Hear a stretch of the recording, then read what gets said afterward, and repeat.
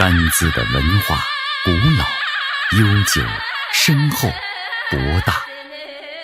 它诞生在康藏高原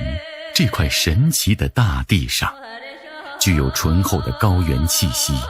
浓重的乡土特质和明丽的雪域色彩。正是这样的文化，吸引着一些虔诚之人，不断探寻着藏文书法的真谛。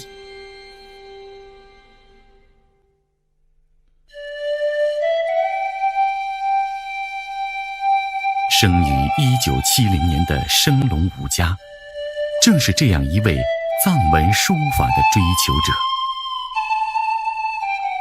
7岁时的他，在母亲和舅舅洛荣卡嘎经师的启发与鼓励下，开始学习藏文书法的学习之旅。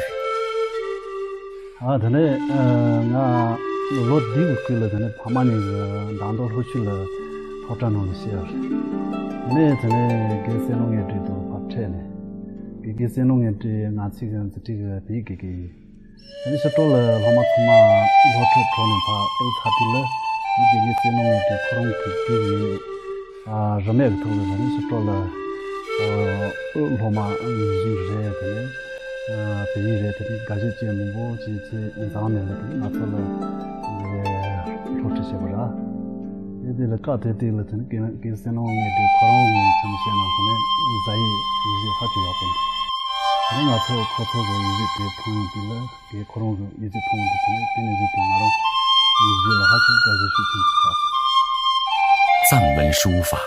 是藏族文化艺术的重要组成部分，传承绵绵不绝，字体丰富多样。书法以竹笔书写，讲究从左至右，以尺为列，平行行文犹如一条直线串起一排排藏文，工整严谨，经过千百年的沉淀，早已成为祖国艺术宝库中的瑰丽珍品。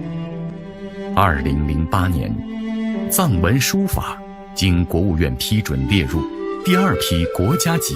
非物质文化遗产名录。现在的生龙武家主要书写乌金楷书体和乌梅行书体2大书体，以及列砖、串珠、刻体、藤狮体、雄鸡体、鱼跃体和羌狼体等书法字体。很多书法作品已经进入百姓寻常家里的室内装饰、馈赠品、博物馆展览收藏品等，而更多的则成为了藏文书法的范本。